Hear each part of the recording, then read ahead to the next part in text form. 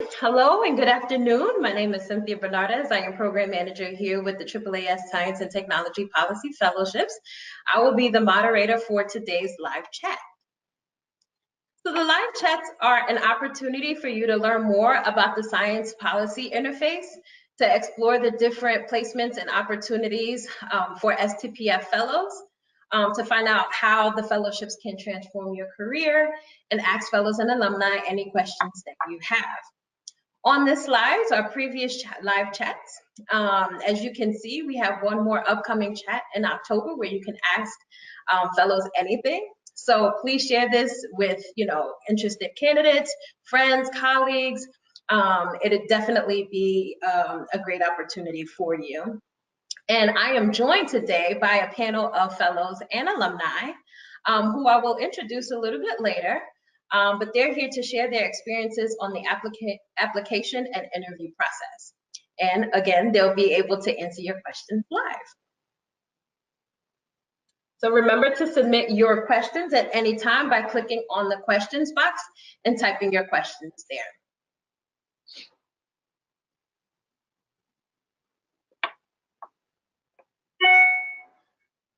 So in our upcoming slide, you'll see the fellowship's goals and strategies. But I will share with you a little bit about the fellowships. What the fellowship is not, firstly, is it's not a postdoc and it's not a research opportunity. But what it is a professional development opportunity for you to bring your STEM expertise to policy and gain an understanding of how the federal government works, how policy affects science, and also it's an opportunity for you to build a large network of fellows, alumni, agency administrators, and policy thought leaders. It is a year-long immersive policy experience in one of the 3 branches of the federal government. And fellows represent a broad range of career stages, as you will hear, as well as disciplinary backgrounds. So we have fellows that represents the sciences, engineering, social sciences, and even the health and medical sciences. As mentioned, the fellowships are offered in the 3 branches of the federal government. Our executive branch fellowships are our largest, where we have approximately 150 executive branch placements each year. We also have the legislative branch fellowships, where placements are in congressional offices or House and Senate committees. AAAS, we sponsor 2 legislative branch fellows each year. But we also partner with scientific and engineering societies who sponsor fellows placements within the congressional office or the House and Senate committees. We also have a judicial fellowship where it's awarded to 1 fellow, and that fellow is placed at the Federal Judiciary Center. The Federal Judiciary Center of the FJC is the research and education agency of the judicial branch. Applicants can and should consider applying to 1 or more of the fellowships. And if you're interested in applying to 1 or more, you'll be asked to select the 2 fellowship areas within the application. We'll talk a little bit about that with our panelists. And we also encourage you, if interested in applying to more than 1 fellowship, to write a separate personal statement, as well as designating different references for each application. Again, you can learn more about each of the program areas, including potential host offices, by clicking Become a Fellow link in the fellowship's website. So the eligibility requirements are that you must be a U.S. citizen and have a doctoral degree in science or engineering. However, engineers can also have master's degrees. However, those with master's degrees in engineering must have 3 years professional engineering experience. For the judicial fellowship, applicants must have at least 3 years of professional experience post receiving their doctoral degree. The application cycle is now open. It has been open since August 1st and will close November 1st. So time is running. And for the 2019-20 fellowship year, the fellowship begins September 1 of 2019 and will run until August 31st of 2020. This is a full-time commitment and host offices are in Washington, D.C. Again, visit the fellowship website for complete details about the program areas, the eligibility, and the application process. So, I am going to introduce the fellows joining us today, or fellows and alumni joining us today. But as I introduce the panelists, I would like to get to know who the audience are or who you are. So there will be a poll approaching your screen, and it's asking you where you are in the application stage. So please take the time to answer the poll questions on the screen, and we'll kind of share the results after. So joining us today, we have Dr. Joseph Bonneville. He was a 2015 to 17 Executive Branch Fellow at the National Science Foundation. He is now a subject matter expert for the Department of Defense, where he leads technology incubation and classified publications for the Undersecretary of Defense. He holds a PhD in Mechanical and Material Science Engineering from University of South Florida.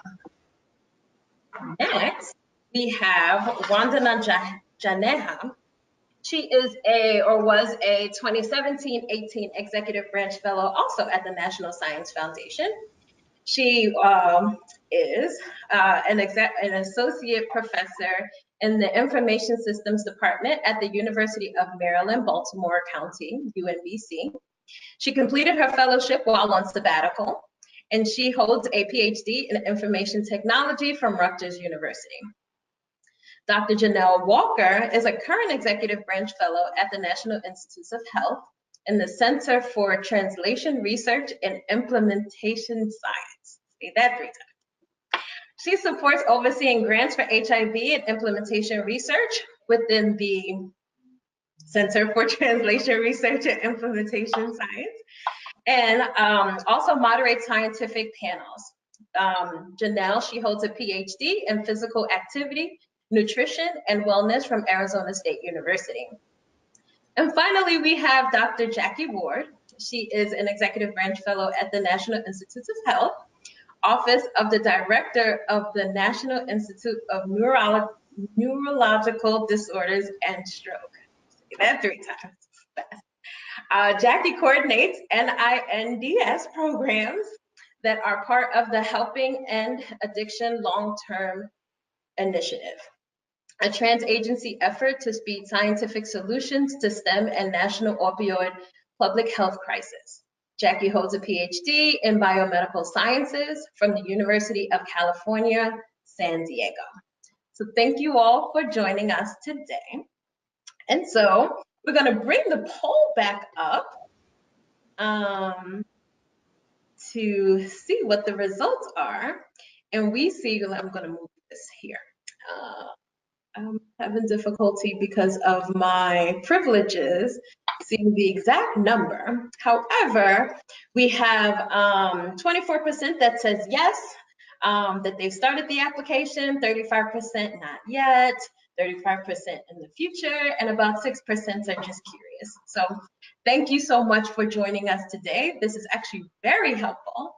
And typically we have fellows that have thought about the fellowships in the past. So usually it's a process before actually beginning the application. And so turning it over to our panelists, actually I have 2 questions. One, where were you pre-fellowship and what made you apply to the fellowships? So I'll go down the line here, starting with Jackie, then followed by Janelle, followed by Joe, and then Wanda. So Jackie, where were you pre-fellowship? Yeah, so I was in sunny San Diego, which DC right now is not like that. And I had just finished graduate school at UC San Diego, so I was very early in my career. Throughout graduate school, I knew I had been interested in the fellowship. I actually think I heard about it when I was still an undergraduate. But I remember even in the first couple of years of graduate school, sort of trying to figure out if that's really what I wanted to do, or considering other options. I was pretty open-minded, but I'd sort of had my eye on it for a while. And so my PhD is in biomedical sciences. And so right before the fellowship, I had finished my PhD, but I had also been working part-time as the deputy director for public policy and scientific affairs at a nonprofit in California that was focused on stem cell research advocacy.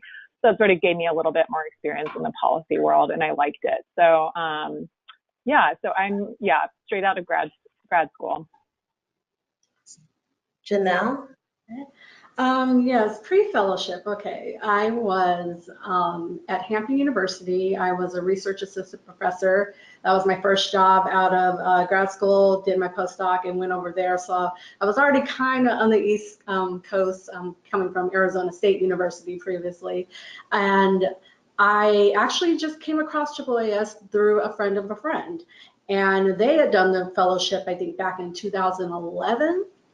And they were talking about what they did and how they got to the point where they were. They still were working in government, working in USAID, and doing just great things.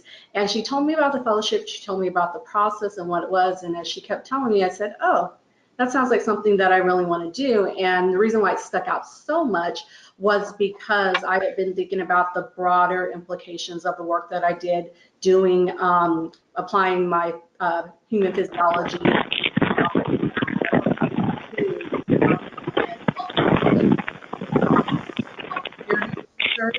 and also working with some global populations. So I just saw this as a chance to really look at the broader context of things and see how our political system specifically works in a lot of our health policy and health choices that trickle down the line to these individual community-based health interventions that I was conducting.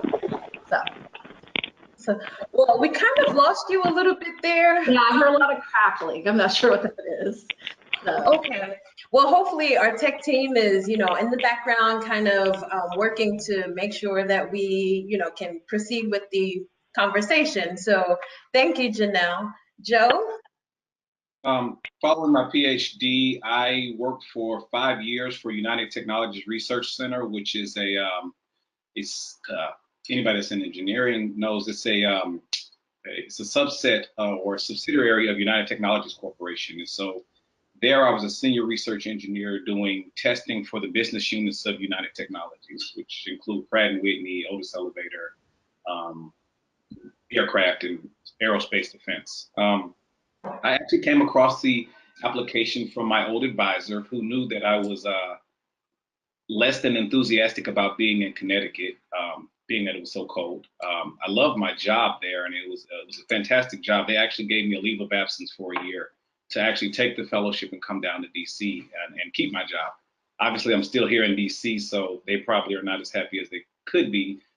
But he knew that I wanted to get to DC, and he knew that I was interested in trying something other than your technical engineering field. I wanted to step out and just get my hands dirty in some policy work. And so that's essentially why I joined, and also why I stayed. Awesome, thank you. Vandana? Hi, so I'm in a little bit of a different place, and as Cynthia mentioned, so I was at the University of Maryland, Baltimore County, and I was tenured there as an associate professor. I still am at University of Maryland, Baltimore County. So pre-fellowship, I was really, newly tenured and in my safe, nice bubble of academia, and my sabbatical came up, and I started looking for fellowship options.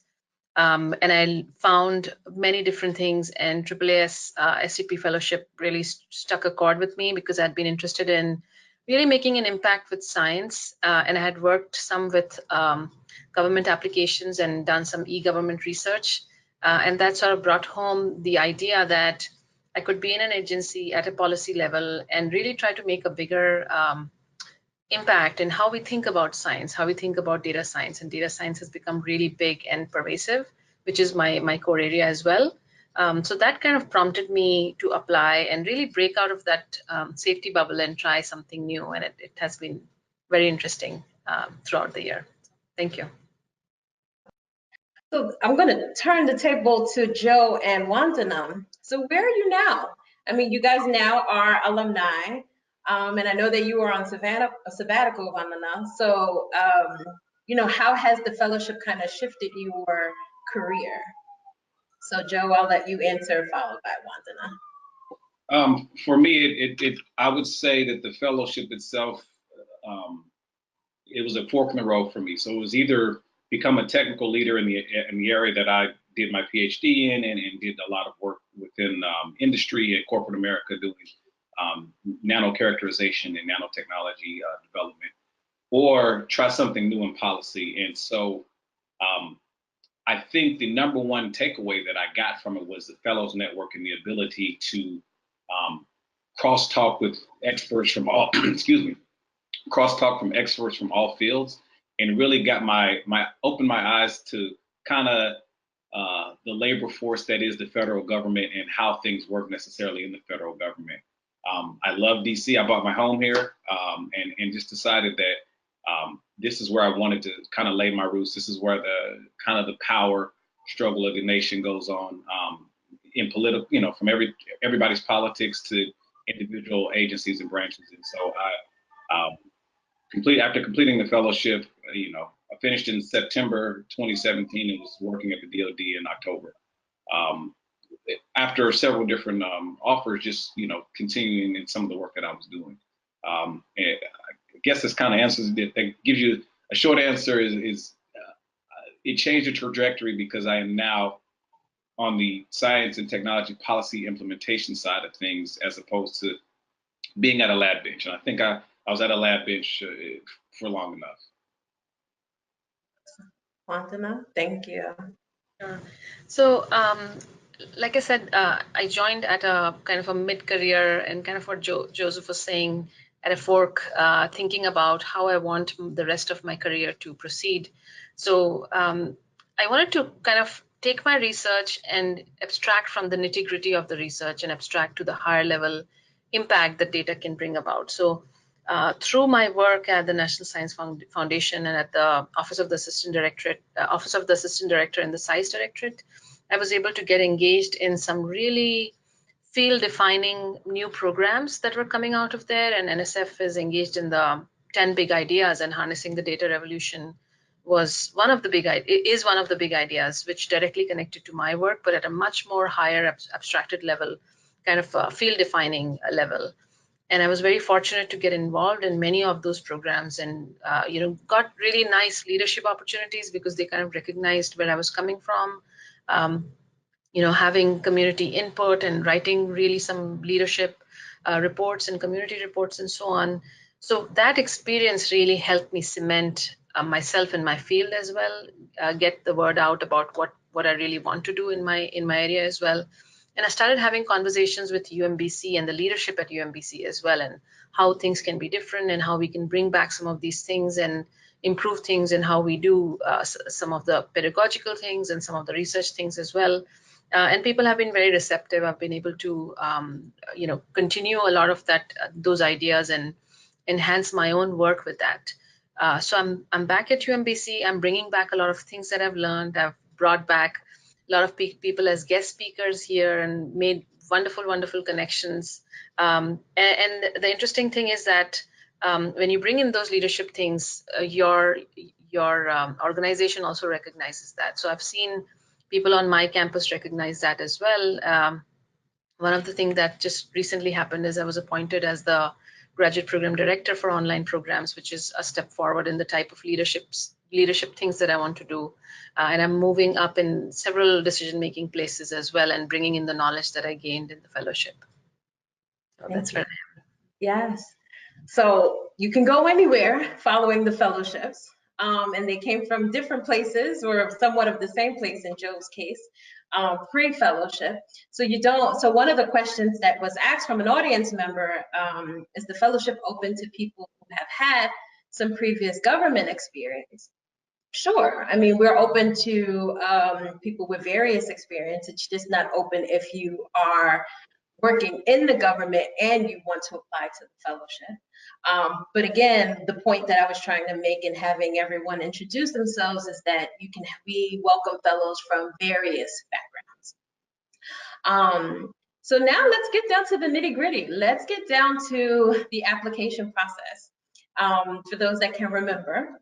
So how was the SO? Of course, you have you're filling out your name, you're updating your CV. But let's talk about the personal statement, I guess. So Janelle, what was going through your mind, or how did you decide to structure your personal statement? Oh, wait, your microphone is off or muted. I'm unmuted. Yes. Ah, got it. Okay. All right.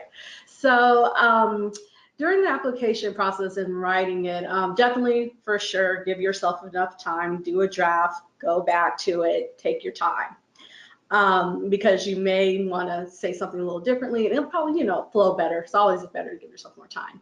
But during the application, I was going back and thinking about it. I really wrote about myself a little bit more in depth from my CV, of course, but then why I really wanted to do this. And for myself, that was because I really, as I said before, want to look at the broader implications. I wanted a new experience. I wanted to be closer to policy, and I wanted to be around influential people. So those are some of the things that I mentioned specifically. And then also one of the key things that I was told, and I'll pass it down, is really talk about your background, talk about what you've done, but show how you possibly may want to explore more things with your background.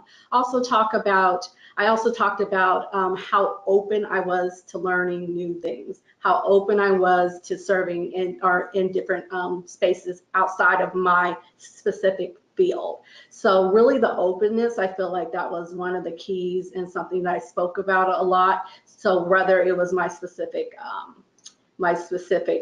study that I did, how could I bring that? How could I flesh that out? How could I be more open to that and bringing that into the fellowship? Jackie?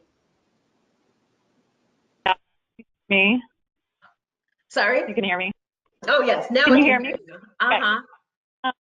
Yeah, so the personal statement specifically, I wrote two different ones because at the time there were two tracks where one was focused on health, education, and human services, and one was focused on diplomacy, development, and security, I believe.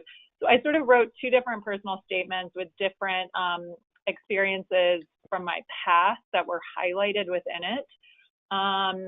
The track that I ended up, and that I think is maybe a little bit outdated, but I know that there's still tracks for congressional and judicial and executive. But I was very interested in continuing to work in the health field, but more broadly and from a sort of higher view perspective. And so what I did was sort of talk about, how my research, which was very narrow, as all PhDs, research is, how, I could use the skills that I had developed through my PhD and apply it to a totally different problem. So I think I actually picked a very specific example of something that was kind of tangentially related, but I didn't have any expertise in, which was Zika virus. So I was a molecular biologist, a geneticist, but at the time when the application was when I was, applying, Zika had sort of, developed, and there were all these like public health and government programs to try to limit it. And so I sort of said, like, I could see myself working on something like Zika, where I could, bring these skills to bear on it, but it is not, my expertise area. It wasn't something I knew a lot about. And sort of use that as an example of something that I, would be interested in. That kind of has been borne out in the work I'm doing now, because I'm working on a lot of things related to addiction research and pain biology, and that's not my background either. So I would say, if there's something that you can see and basically try to show how you could apply your skills to it, that might be good advice for the personal statement. Did you all have any policy experience prior to applying to the fellowships, Joe? I would say I had an ignorant amount of policy experience. I had done a few things. So the company I used to work for did a lot of deals and contracts, and our CEO was on a lot of boards with President Obama, and so I used to come to DC with them and kind of look at the drafting of some of the deals, I guess I'll say. Policy. They weren't necessarily policies, but they were influential. He was an influential person that was on the science board and things of that nature. So I would sit in the back and kind of learn about how some of these, the thought process behind certain policies were coming up, and that interested me. And so I said, I know, I've done my hard technical work. I'd like to challenge another beast, and policy is a beast itself. I mean, just getting everyone together, getting everyone on the same page, and really drafting and implementing these policies that I did at National Science Foundation and at USA is it's challenging to say the least. And so the short answer is I had a view of the policy itself, but I hadn't drafted or done any policy myself. Okay. So that's, I guess, the application, so to speak. Jackie, you mentioned that there were 2 tracks that you had applied to. Within the executive branch, we had several different tracks that if a candidate was interested in, they could apply to, so such as areas of big data or areas of energy, environment, agriculture, or areas of health, education, human services. But now we have kind of lumped all of that into the executive fellowships. But in terms of the application process, as far as applying to 2 different track areas, those of you who are interested in applying to executive and congressional or executive and judicial would still have to apply to, will still have to submit separate applications. I believe Joe, you also applied to 2 different track areas. If not, then correct me, but can you explain to me how you kind of structured both of your applications, and how did you select who your references would be? Sure. So I applied to the Big Data and Analytics Fellowship, and then I applied to the DSD track. The DSD track was simply diplomacy, security, and diplomacy. I can't even remember what that. Diplomacy, security, defense. Defense. There it is. I was working in defense. I should have got so I applied to that track because I was doing work within defense. But the Big Data and Analytics track was something that my old company, United Technologies, was big into. We had just gotten with IBM and doing stuff with Watson, so they were really ready for us to really for me to see what the government was doing. So from a business perspective, they gave me a year leave because they wanted to see what the government was going to be doing with big data and analytics. And from a personal perspective, I wanted to learn more from the policy side and implementation side. So my references were quite easy. I chose my references for the big data and analytics track was the people from them at my job. So people within IBM, people our CTO at the time were big, I guess you say big wigs, big name people that a lot of people in the government already had known, and people within the AAAS had known. And so when I got my interview, they knew of my advisor, and they knew of my boss and brought him up, which goes to show they actually really do read your resume, read your references, and read everything within your application. For the DSD track, I literally chose my advisor, and then I chose 2 other people that I knew that were in the defense communities. So I kind of try to tailor it to people that I knew might have a background or might have some inkling about what's going on in case they checked up on it and try to do some reference checks. But also that I had someone that I was close to and knew my background and knew that I was capable and could speak to my ability to go into the policy world. Coming from engineering, it's a totally different world than others that may come from different sciences. And so engineering, we're really, we're maker by and maker community. We're building things, we're doing things on the ground. Not to say that any other sciences aren't, but we don't talk about policy too much in the engineering field. And so that is something that I hope that we change, and we are doing changes for that. But that's something that I find it interesting, because an engineer's policy mindset is, very zeros and ones, and you start to see kind of how other people think. And I think that's something that there's to gain there. Janelle, did you apply to 2 different tracks or just one? Wait, we can't hear you. Hold on one sec. Oh no. I guess try again. Am I here? Yes. Okay, 1 track. Yeah, I went through on 1 track. Okay, Wandana? Just 1 track. I did apply to 1 song. Okay. All right. Well, awesome. So we got the Jackie and Joe, wanting to dibble and dabble in different areas. All right. So shifting gears a little bit, you guys submitted your application, you got that out the way, felt great. Typically, we notify our candidates of the next level around January, February time. So I'm curious to know from all of you, where were you when you received that email stating that you had advanced to the 2nd level and being a semi-finalist? So Jackie? Yeah, I think I was still in the lab. I was still in grad school, or I was still finishing up some of my projects from grad school. So I was sort of, had the same desk. I was a postdoc, but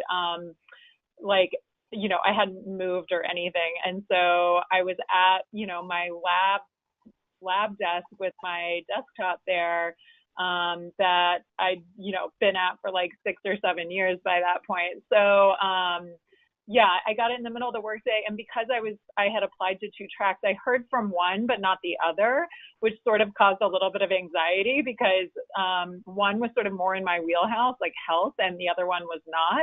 And I heard about the diplomacy, security, and defense one first, and I was like, oh, I don't know, this other one, like that's sort of what I thought would be a more natural fit. So yeah, and then I believe in that email it said like you'll schedule an interview at that point, and yeah, the email was really nice to get, and then the interview process was a little stressful for me, but somebody else might want to tell their story first. Thanks, Janelle. Okay. Yes, I was, as I said, I was a research assistant professor at Hampton, and I was sitting in the lab, and I've been ready for the email to come through, to be honest. Being on the East Coast, I was like, well, by this time it should be coming through. And I kept looking and refreshing, because I really wanted it. And it came through, and I started scrolling down and reading it, and I just stood up and I was just like, yes, thank you. So I was pretty excited, and looking forward to the next step and waiting for some of my finalist interview to get scheduled. Joe?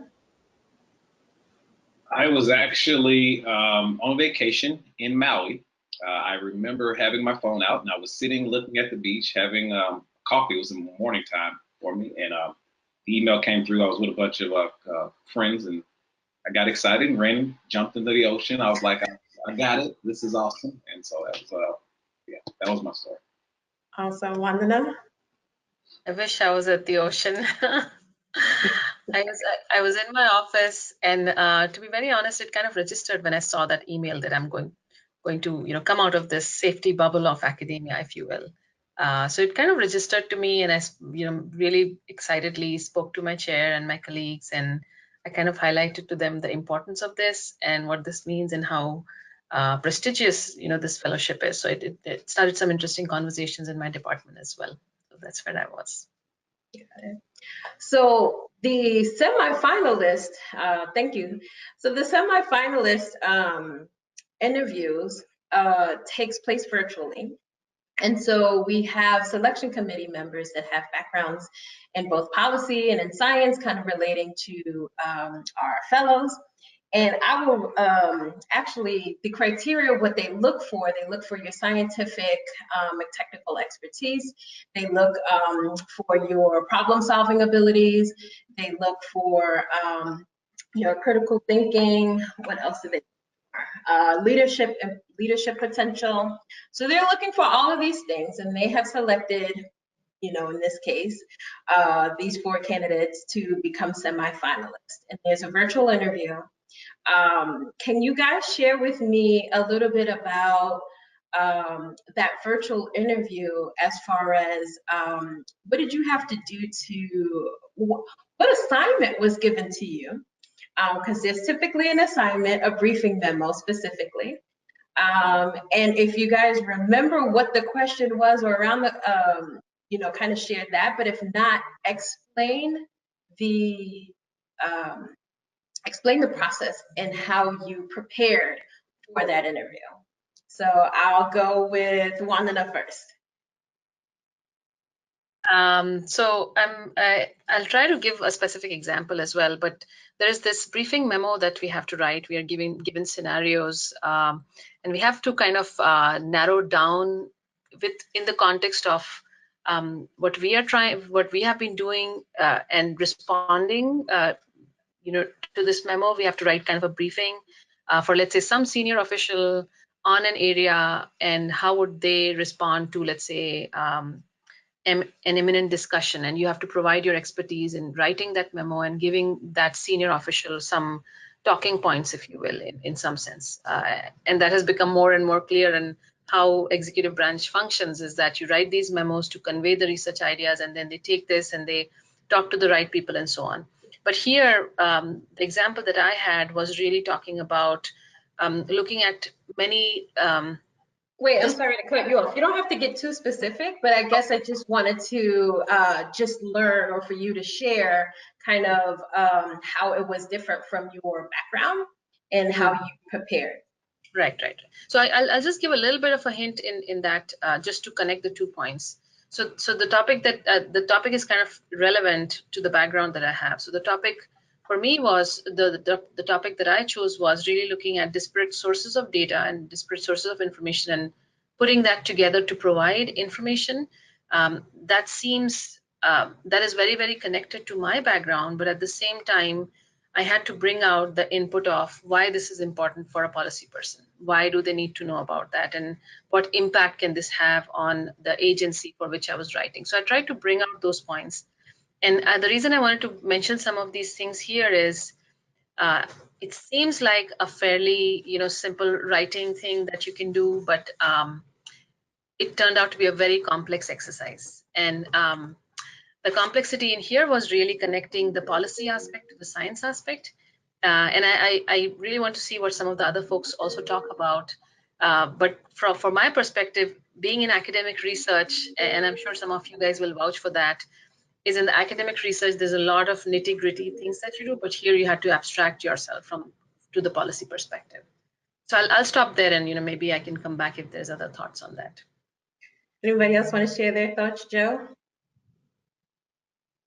I think she hit the nail on the head. I think I would call it scaling. Being able to scale our very niche expertise onto a policy implementation portfolio is very hard, because you have to think about the overall impact. So, we're very much used to looking at things on a very small level, and then trying to understand how those things can, how your briefing memo can affect everyone.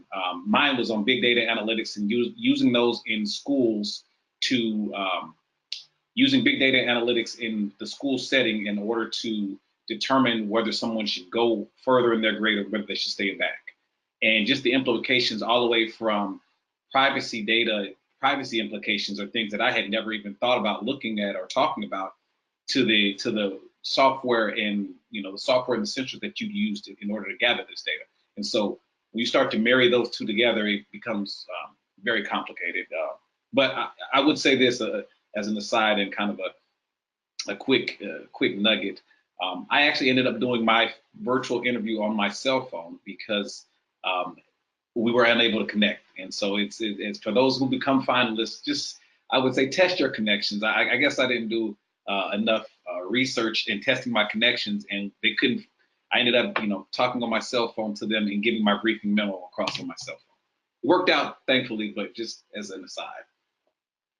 Janelle, do you want to add a comment? Yes, I would say the memo, actually I found the memo quite fun, just a challenge to start getting into that policy world. But your memo, practice it, practice the delivery of it, and practice the time it will take to deliver it. Because when you're sitting in front of that virtual panel and you see those 9, 10 people across the way, you don't really know what you look like to them, and I know it's a large screen or whatnot, but when you're delivering that memo, you only have a certain amount of time, and then you have questions shot at you. So be prepared to deliver your memo, practice it, record yourself in the video. I suggest that. Watch yourself, watch how you talk, watch how you speak. It's just a good practice method, and it kind of gives you a little bit more structure when you get to the semifinals interview finally and you're delivering what you've practiced. Jackie, any comments? I will actually, I'll try to keep it short, but yeah, just a small anecdote. So because I had applied to 2 different tracks, and one of the tracks was very outside my wheelhouse. My memo was on something I had no background in. And so it was, I believe, the prompt was something about talk about how food shortages led to the Arab Spring. And so my background is health, genetics. It was totally outside my wheelhouse, but I felt like, okay, if I did a good job on this, then it would really show that I could, I would have the skills to apply to a lot of different things.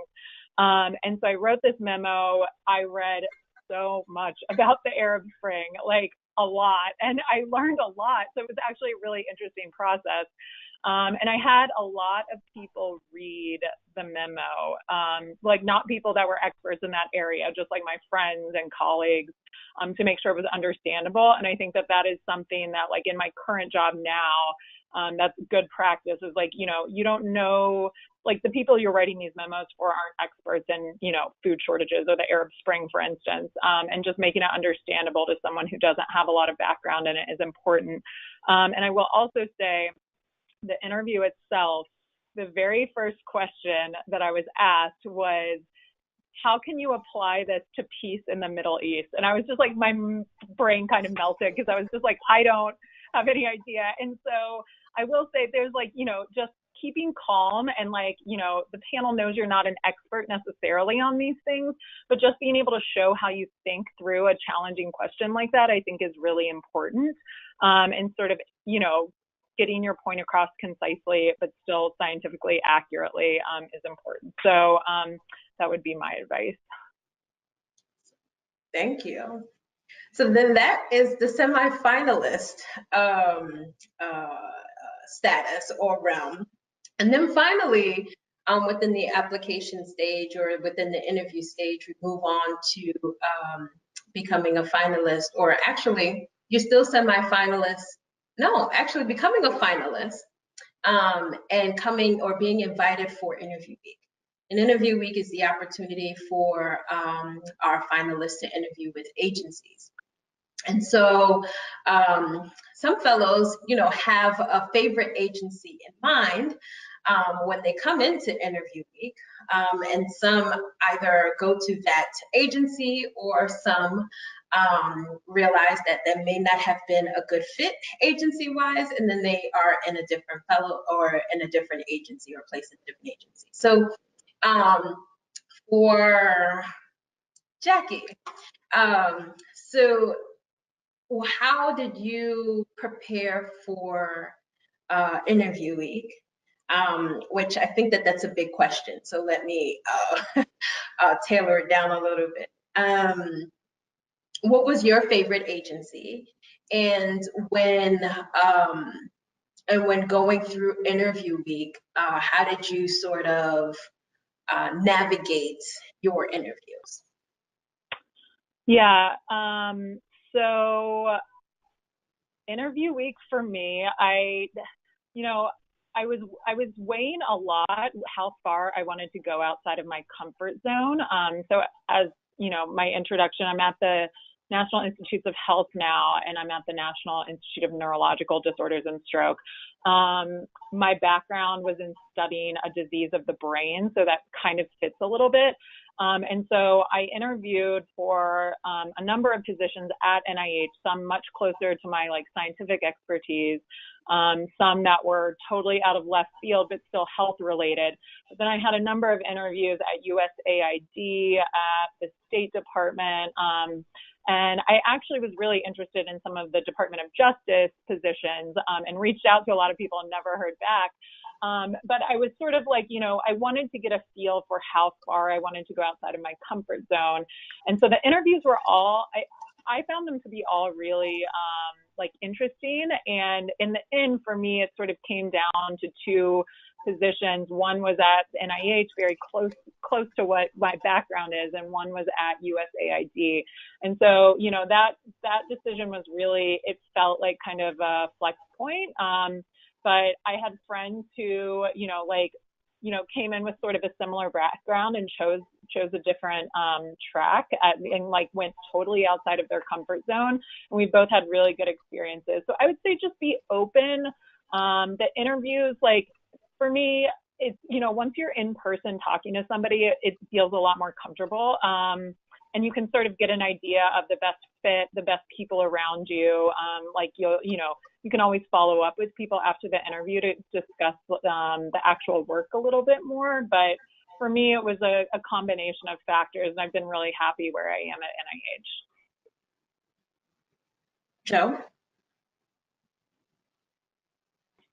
I would say I agree with everything that Jackie just said. The great thing about being a big data analytics fellow, which was something that was previous to what the new fellows will go through, but I was able to interview at all of the agencies. And so my interview week consisted of about 24 interviews, which is a lot. It's a lot. It gave me the opportunity to go to all of the agencies. I did have a favorite agency in mind, and I actually didn't choose it. So initially, I wanted to go and work on the Materials Genome Initiative, MGI, at the National Institute of Standards and Technology, NIST. And I actually ended up going to USAID, working on Ebola, the Congress mandated Ebola team. Nothing to do with anything I know about. I am not in the biosciences field at all. I don't know anything about viruses, but the problem that was presented to me was unique and very, very interesting. And I really meshed very well with who was my boss or my mentor at the time.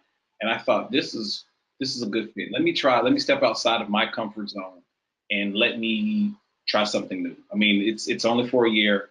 If it crashes and burns, that's fine. At least I would have learned something new, made some new friends at the end of the day.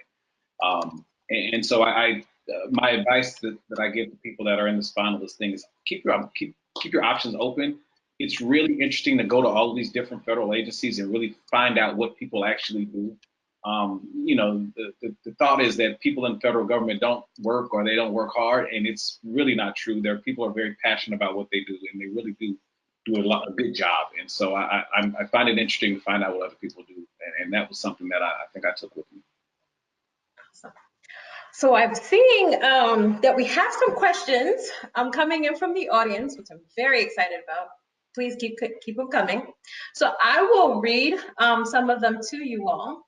And some of them will probably go back to the application process, but I just wanted to give you a heads up that there are questions. So one question is, as someone who has absolutely zero policy or non-academic experience, what kind of things should he highlight or mention in the application to be competitive? So I will have Janelle answer that question. Well, I'm assuming you're going to have some academic experience just from going through for the criteria and the eligibility. So speak to that, speak to what you've done, and speak to what you're passionate about as well that you think is applicable for this type of setting. Do not rule yourself out, and don't discount the things that you've done. And then another thing is, sometimes if you think that something doesn't apply, ask another person, or ask someone in those areas that for advice on your application and how you can make it fit in essence, but don't discount what you've already done, because there's a lot of nuggets in what you have already done. And if you apply that to your passions and what you really want to get out of the fellowship and what the fellowship is, start marrying some of what you've done to what the fellowship is as much as you can, and really just seek to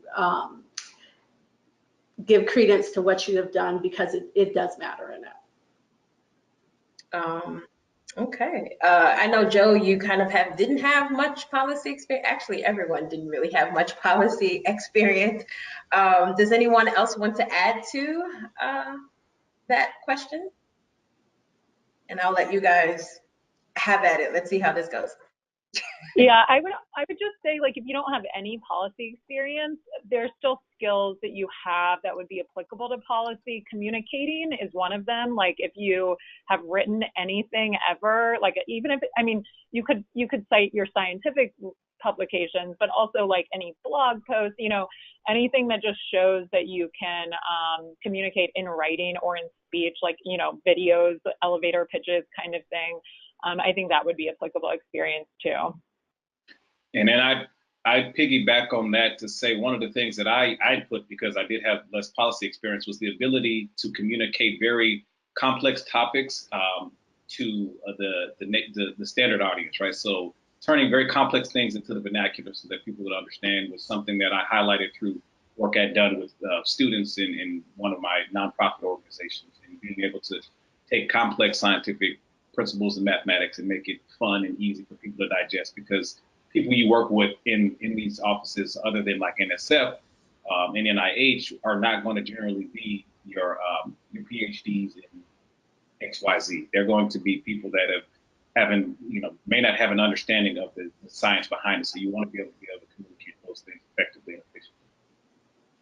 I'll just echo what everybody had said, and, you know, starting with what Janelle really set the stage, that the eligibility criteria, you know, sort of sets that in motion, and, you know, things that you've done during your PhD can be leveraged. But I really felt that throughout the fellowship, the people that I've worked with in these offices, they're really looking for fresh perspectives, you know, your new look at some complex problem, and they're looking for your scientific perspective to things and how you approach something, and they value that a lot. I would echo that I did not have any deep policy experience as such, and sometimes I had to put my, you know, years outside and really think from a brand new, you know, slate and think about things differently. So I think they really value that a lot. I received questions in regards to references. How do panelists think about choosing references? Were references strictly academic or from diverse areas of the panelists and from the panelists' professional lives? I know, Joe, you kind of touched to it in terms of who your references were, but you know, Janelle, who were some of your references? I had a little bit of variety. Some academic people I work with in university settings, hospital settings that I worked in, and also the place, my current place of employment. I actually had a letter of recommendation from the university itself, and then from also mentors that I felt really spoke to what I could do, or my ability to be open and have certain leadership qualities and policy. So I think you can really branch out, just make sure they can really speak to what you do and that they know you to some degree. So a good degree, I should say. Anybody else want to take a stab at references? No? I would hate to keep talking. I would also say let your references know what you're applying for and what you need them to say about you. So some people, I had a lawyer write me a reference. He necessarily didn't know what AAAS was, or the Science and Policy Fellowship. So you want to make sure they are speaking the language that you want to be said for you. Even if you do it as a blind reference, it's fine, but make sure that they understand what you're applying. Send them a description of what AAAS is. Yeah. Yeah, and Just for the sake of like the academic or non-academic reference, because I had just come straight out of graduate school, I didn't have a lot of experience outside of academia, and so I had my advisor and one of my thesis committee members write 2 of the references, and then my third was someone who I had worked with at a nonprofit group. So I would say, you know, I would be a little wary of including only like, you know, people on your thesis committee. You sort of want to show that you maybe have like one other experience outside of just being in the lab. And that's sort of why you're applying to this fellowship anyway. But mine were, I mean, 2 of mine were from my academic life, so. Okay, awesome, thank you. This one is for Vandana. So we have a tenured senior scientist in the university, and they want to transition into policymaking. Is it too late for this person to apply to the fellowship? So from a timeline perspective, I would defer obviously to you. I think that the application timelines and such. I mean, I guess I turned it. You're right. Application deadline is November 1. Yeah. But I guess I turned that question over to you because you were on sabbatical. Yes. And so this person seems to also be within the university. And, you know, a little bit different from you, I guess this person from the question doesn't look like they want to potentially go back to academia or maybe go back to academia, but want to transition into policy making. And so I guess from your experience as far as, you know, typically the fellowships you see early career individuals. And so I guess coming from a standpoint, actually Joe and Vandana, you know, not being so early in your career or as fresh out of earning your PhD, how would, you know, this person be able, I guess, kind of providing some words of affirmation for this person wanting to apply to the fellowship later in their career? Yeah, so I would wholeheartedly encourage, you know, this transition if you're thinking about it. You know, academia is a whole different, you know, beast in itself. You can have underpinnings from your work so that you're not starting from scratch. But at the same time, I keep telling fellows, and I've told this to Cynthia as well, that as soon as I entered the fellowship, I checked everything at the door. I started fresh with these, you know, bright individuals and, you know, just marching ahead with them. And that sort of challenge, I tried to challenge myself. And as the opportunities arose, I utilized the experience I had and, you know, kind of took the leadership opportunities. So I think it's an advantage to be in this place. And also you can choose to you know, sort of leverage the fresh perspective of AAAS fellows, but also bring in your leadership as well. So I think it's a great place to be in the mid-career level. As far as the university system goes, if you are thinking of a sabbatical, the sabbatical process starts a little bit early. So if you're thinking of the November timeframe you're applying, you would apply for a sabbatical along the same time so that you have your sabbatical approved by the time your fellowship is approved. There is also the mechanism of leave of absence that you can apply for a leave of absence, which is completely, you know, the year off. Whereas in sabbatical, you have about 50% of work that you still have to do for the university. So depending on what you choose to do, one of the things that you have to keep in mind is if you're doing a sabbatical, some universities have restrictions that you have to come back for a certain amount of time after your fellowship, and the sabbatical is only for a year. You may not be able to avail the 2 years, but if you did, let's say, leave of absence and sabbatical, you may be able to do 2 years. And leave of absence also gives you some flexibility whether you want to diversify after your fellowship. So I'll stop here. If there are more questions, I can come back. Well, actually, we're almost at time. Time goes by when you're having fun, right? So I'll leave.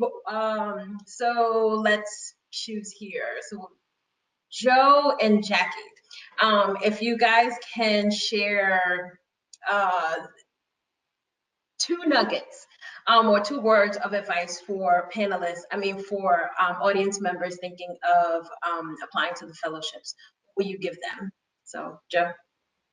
The fellowship is absolutely worth it. It is a great experience in networking. You meet some of the smartest people that you will ever meet, and you are able to tap into them at any given time just via an email. So I wholeheartedly say 100% is worth it just for the networking alone.